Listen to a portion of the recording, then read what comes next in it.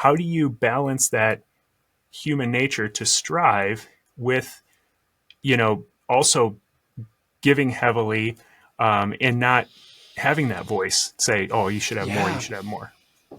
Yeah, I can just tell you what works for me because I am very ambitious and I have literally been so driven. I've driven over others, and that's something I definitely combat with still to this day is how do you balance that ambition? So I believe in goal setting. It's what I mean. I woke up when I was 21 with the goals that I had made when I was 14, and so it's kind of weird how goal setting absolutely does work. But I think it's making sure that you not only create financial, physical, health goals, but also identity statements. And I took that from Craig Rochelle when I had him on the podcast, is building an identity. Like yes, I have philanthropy goals, but I also have the goal of the identity of becoming a philanthropist. And so I have the goal of being in shape, and I will say, well, here's the steps and the habits and the things I want to obviously accomplish, but it's that identity statement.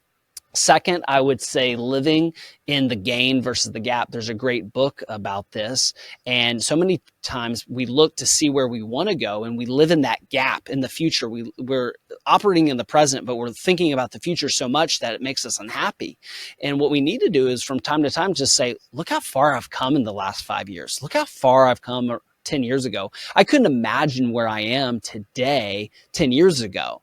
And I think we should operate in that gain of how far we've come along from time to time. And it's okay, just like it's okay to have a cheat meal. It's okay to say, hey, look how far we've come along. Not from a prideful stance, because you should be taking people with you. It's like, well, look at what we've done. And then Mm-hmm. I would say that's the second one. And then third is you asked about how do we balance giving. For me, again, I go back to the Bible. It says to give 10%. So that's where I started. But that's like the floor, not the ceiling to your giving. So I believe everyone should give 10%, invest 20% into long-term savings, and then learn how to live happily and fulfilled on 70%. But as your Mm-hmm. income of your business, your rental income, as your traditional salary job continues to grow, as you get promotions and bonuses, because you should be the best worker you know. You should be the best in your office. You should be working harder than anyone you know. What's going to happen as a result is your income is going to increase. And when your income increases, what I did back then, and I still do today, is my income increases, I just increase my giving percentage and my investing percentage instead of increasing my expectations on my earnings where I'm spending more. Because I mean, again, this is not a brag, but the more cars I accumulate, the more jet skis I can only be at one place at one time. And they start to collect dust and you think, wow, why did I even buy that? And so when you start saying, wow, look at how much we've given more and look how much we've invested more. Now that's more fulfilling than just trying to buy another car. Yeah, absolutely. So I want to, I guess, peel it back then to because I think a lot of people would love to get to a place where they're giving a lot more. Obviously, you like you said, percentage wise, you can start with the 10%, and that might be a lot for people initially to get Sure. to a point where you're able to give a significant amount, and it's not impacting your overall lifestyle that much. A lot of people would like to get there. So I'd love for you to like kind of walk me through what that looked like for you. Initially, you said you were buying these duplexes, triplexes in these rougher neighborhoods. Sure. And then I believe you transitioned, right? So can you kind of walk us through your journey of how what your initial goals were and what you were doing, and then how that transitioned to what you're doing now? Yeah, I mean, 10% of someone that's making six figures is hard to go from 0 to 60. Like, go from I'm not giving anything to giving something is very hard. I mean, again, I do think that people can live in a healthy lifestyle from 10, 20, and 70. But like I was saying, more on a practical standpoint, as an example, like if you get a 6% or a 5% cost of living adjustment, what I would do is I would say, 2 for me and 3 for future me. I would do maybe of that 3 and the remaining 3% COLA, I would do 1.5% to savings, 1.5% to my investing. And I stopped using the word saving because this generation of Gen Z and millennials, they keep on saving and more in their bank account. But what I've noticed is they're not investing. So I stopped saying save 20% of your income, invest 20% of your income. And that's the actual like good step for you to do is every time you get a pay raise, every time you get a bonus, is split the difference. So I don't know if that answered your question perfectly, but that's the tangible advice I would give to someone. I love that advice. Yeah, absolutely. And then from like an investment standpoint, then, so for that 20%, what would you recommend? Like, what did you do? What did you learn along the way? And what Mm. does that look like now? Yeah, I mean, I'm a big fan of real estate. So I think I love real estate more than any other financial advisor out there. I've definitely put my money where my mouth is, but I believe in a diversified portfolio. So real estate, for example, is tax advantaged, but it's not tax free. A Roth IRA is tax free. I've got on to, I will leave the innocent. I won't say the big name real estate guru that I got on a podcast and we had to cancel the show because we had such a disagreement about how he said that we should never invest in the stock market. And I said, I disagree with you completely.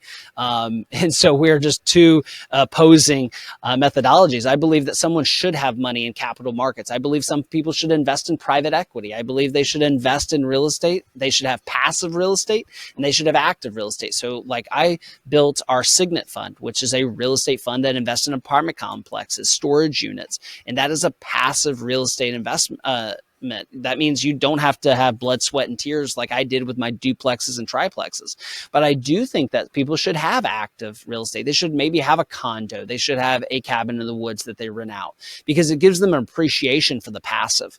But the nice thing about having stock market investments and real estate investments, fixed income investments, is that they're all tracking different headwinds and tailwinds. Like my guaranteed investments are tracking interest rates. Then I have real estate investments. Then I have passive real estate. And then I also have the stock market investments that are obviously are doing really good now, might not do good in the next 2 years, but they're doing great right now.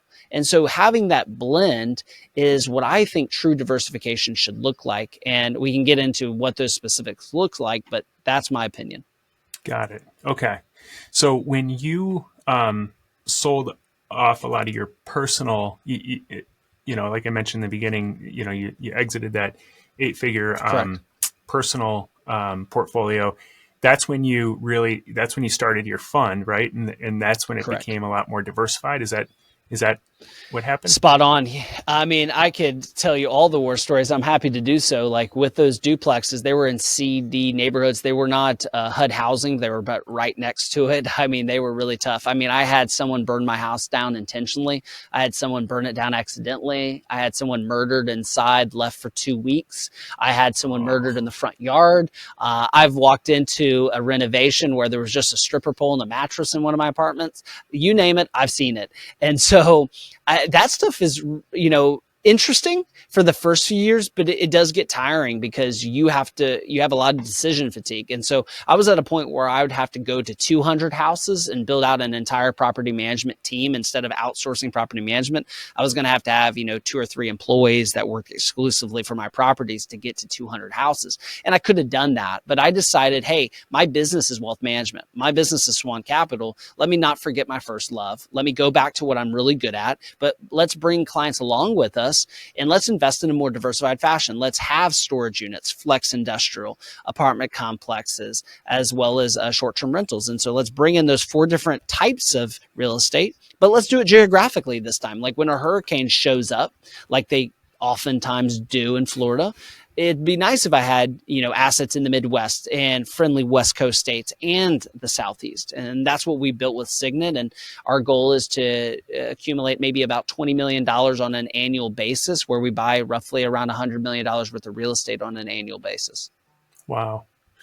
Yeah, yeah. So in terms of building out a fund that you're raising that much money, you know to purchase $100 million worth of assets, how do you make decisions on what to purchase, and then also Mm. how do you build it so that you can raise that much funding on an ongoing basis? Yeah, so our investment thesis is obviously tied to the client, our client avatar, which our client avatar is a retiree that has 3 kids. They're all grown kids. They're 5 years from retirement, 5 years into retirement. So we want to prioritize yield. We want to prioritize really, I would say, institutional class syndications. We're not, working with someone that this is their first apartment complex that they're buying. Someone's got to be the first investor, but it can't be me because we're bringing other clients' assets and making that investment. We want to see them having a really nice track record of friends and family way before we ever get to them. We want to see that they've followed their business plan, that they continue to follow their business plan. Anyone can put a PowerPoint and a slide deck together, but that they've had a business plan and that they didn't overachieve too much over the business plan, but they didn't underachieve their business plan either. You want someone that says, hey, we ran the business plan and we've executed on multiple times. We've had some cycles go through, and this is how our business plan is going forward. And we have a niche in short-term rentals. We have a niche in vertical integration in apartment complexes. And then what my team does, my portfolio management team, is we make sure that we don't have too heavy in any of these categories or any too much in one geographic area, which really just lowers that risk profile over time for our clients. Now, how do we raise that much assets? That's a huge question. Our firm will probably do somewhere between 100 and 120 million dollars of new assets of clients that are investing with us on an annual basis. So Signet is just one part of an overall financial plan. So like I was telling you earlier, if you're building your own financial plan, I do believe that you should have a blend of asset classes. And this is what we're recommending to clients.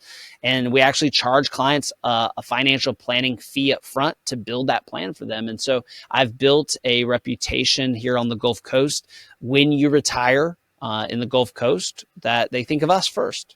And so that was very hard to do. It took us a decade and a little bit more than a decade. And I think it's being laser focused on that client avatar who you want to and enjoy serving and taking care of, and then building out the marketing methods so that they have to choose you or someone else. My biggest concern is not that they choose us, is that they don't know us. That's my biggest concern in my market, is that when someone goes to retire, they say, I've never heard of SWAN Capital. That would be a tragedy in my eyes. I want someone to say, hey, I really don't like Andrew because he's bald, but I've heard of him. Yeah. And I've heard you say in the past, you don't try to convince investors to invest in your deals. You give them a peek around the corner. Mm-hmm. Can you kind of explain what that means? Yeah, my advantage point is I've helped 600 families retire, and so when you sit down with a family, I'm trying to look around the corner for them. They've only retired once in their lifetime. I help people do it 5 or 6 times a day. So my job is to say, hey, like a parent that knows their child shouldn't play in the street, but the child doesn't know that. They haven't been there before. They should know that people can get really hurt playing in the street. So my job is to say, hey, I know that you want to have all your money in the stock market. That's not going to play out really well for you. If you have all your money in real estate, because I have a lot of real estate professionals that say, hey, I got all my money here. Well, that's probably not a good idea. I meet with business owners. All my money is tied up in my business. That hasn't worked out for a lot of business owners. It's age old for a reason. It's literally in the Bible 2,000 years ago talking about diversification, because it's age old. It's not going away. It's not going anywhere anytime soon. Got it. Yeah. And what's that process for creating that plan? What does that look like from a tactical standpoint? Is it, I guess, how long does it take? What does it look like? Yeah, what it looks like is when, we specialize again in retirement. So what we're looking at is everyone's telling them that the older you get, the less risk you should take. And that's actually not what I believe. I believe from experience that it's based on when you need the money, because I have clients that retire at 52 and 72. So if you're building your own financial plan of how much you need in various asset classes, you have to ask yourself, when am I going to stop working or start taking income from my investments? Number 2 is where we're at economically. Like right now, the market is at all-time highs at the time of this recording. Probably won't last like that for very much longer. So you have to think about that.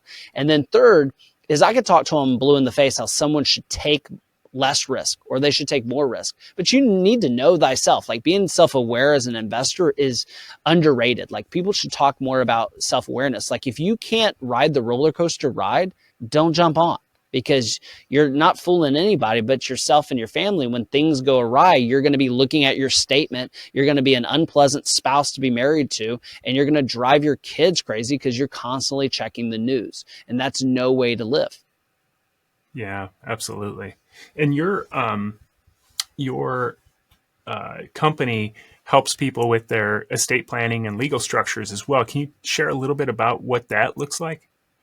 Why that's Absolutely. So important? what's unique about our firm is that we have a CPA in office, we have an estate planning attorney in office, and I would encourage you, if you're listening, that you need to make sure that your estate plan is tied to your investments. And so I talk about this all the time on my radio show, how many families, they have investments, they have a self-directed IRA, yet the beneficiaries may or may not be right. They have an IRA over here, they have a bank account that only has one of their children listed as a beneficiary. And so it's really handy having an estate planning attorney in office to say, hey, you do need a trust. You have property in multiple different states. And because you have property in multiple different states, you could go through multiple probates. And so if something happens to you, that would be terrible for your spouse and your kids. And so it's very important that there's an integration. So many of our professionals, like our CPA, they want to swim in one swim lane. They just want to do their thing, but it doesn't work that way. When it comes to financial planning, it's more like house building. Like if the plumber is not talking to the framer, we're going to have issues. We're going to have holes through 2x4s that never needed holes through them because the plumber's just having to retrofit after the framer. Yeah. And are there certain areas that you see like the most common mistakes for people when it comes to this? Yeah, on estate planning, typically a lot of families, they don't have their beneficiaries done. They have maybe one power, they oftentimes don't even have a power of attorney, which is sad because if you have a 401k, a self-directed IRA, an IRA stands for an individual retirement account. So it's not a joint retirement account. So if you get demented or disabled, your spouse may be a beneficiary, but they're not actual signer on the account and they can't be. So they have to have a medical and financial power of attorney to access the account to pay the bills. And so I would say that's a mistake. I have a lot of families, they live very disorganized lives financially. So we build every client a binder that has all their legal, tax, financial, insurance documents in one binder because you may know where all of it is, but your spouse that doesn't really care about all this stuff, they don't know where it's at, and your kids definitely don't. And from a tax standpoint, there's a lot of misconceptions and holes that we expect our CPA to do the tax planning. Most CPAs are great tax preparers, but not so much good on the tax planning. And so I've had to fire 2 CPAs because they constantly wanted to tell me about last year's taxes. And I'm like, I don't need a mortician. I need a doctor that keeps me healthy and says, here's how you can legally and ethically reduce your taxes in the future. And so when you start doing the homework for yourself and you start asking better tax questions, I bet you'll get better tax answers. Like, again, I'm always trying to continue and to learn. I mean, the most proud thing I am about my house is that there's a 2-story library in it. And people say, why is that your favorite room? Because that 2-story library paid for the whole house. And I still continue to go look and say, hey, is there any tax strategy I'm not using? Oh, the Augusta rule. Well, that's smart. I'm going to need to rent my house out 14 days a year so I can write off those 14 days, help pay for my house. And those are just tax strategies that if we don't utilize them, we lose as the taxpayer.